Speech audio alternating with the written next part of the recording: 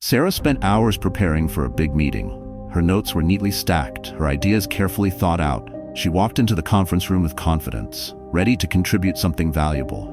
But what happened next would test her in ways she never expected. Immediately, she raised her hand to speak. Her manager sighed, rolled his eyes, and turned away. The conversation carried on without her. A familiar sting hit her chest, the sting of being dismissed.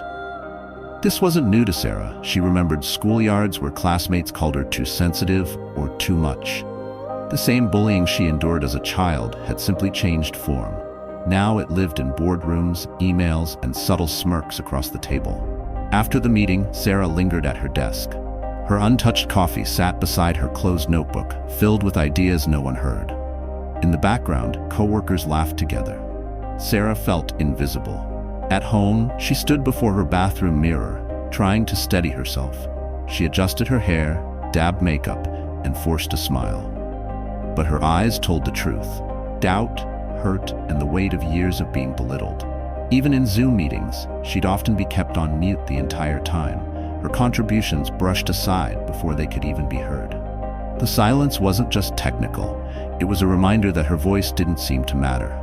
Bullying doesn't always leave bruises. Sometimes it leaves invisible scars. Sleepless nights, rejection emails replaying in your mind, and the ache of never being enough. Sarah lived with that ache. She ate alone at lunch. She declined invitations to office events. Even at family gatherings, criticism disguised as advice left her silently wounded. Her journal became a graveyard of dreams, crossed out ideas, unsent resignation letters, plans abandoned before they began. Her health, too, began to show the cracks. And yet, change often begins in the smallest of moments. One autumn afternoon, while walking through the park, Sarah took a deep breath. The air was crisp, the leaves swirled, and for the first time in weeks, she whispered, "I am enough." That tiny sentence became her turning point. Sarah started small. She practiced saying, "I don't appreciate being spoken to that way."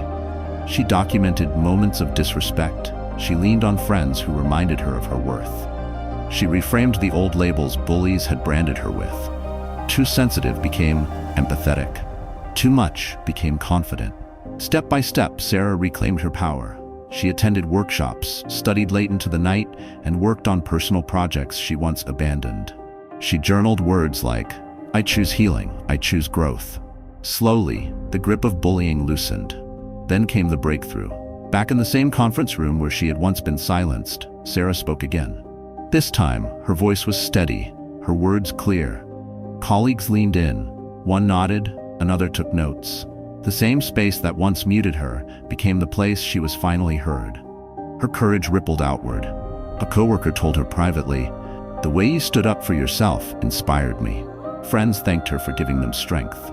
At home, a younger relative looked at her with admiration, learning resilience from her example. Even the workplace began to shift. Posters about respect went up. Conversations about boundaries started. The culture slowly changed. Sarah's story wasn't about one grand victory, it was about countless small ones. A congratulatory email, a late-night journal entry, a sticky note tucked in her pocket that read, "I am enough." And one morning, as the sun rose over the city, Sarah walked forward with her head held high. The bullying that once silenced her no longer defined her. She had turned pain into purpose, isolation into connection, silence into strength. Her smile wasn't loud or boastful. It was steady, calm, and quietly powerful. Because Sarah discovered what every survivor of bullying must know. Your worth is not defined by others' cruelty. Your story matters. Your voice matters. And no bully, from the playground to the boardroom, can take that away.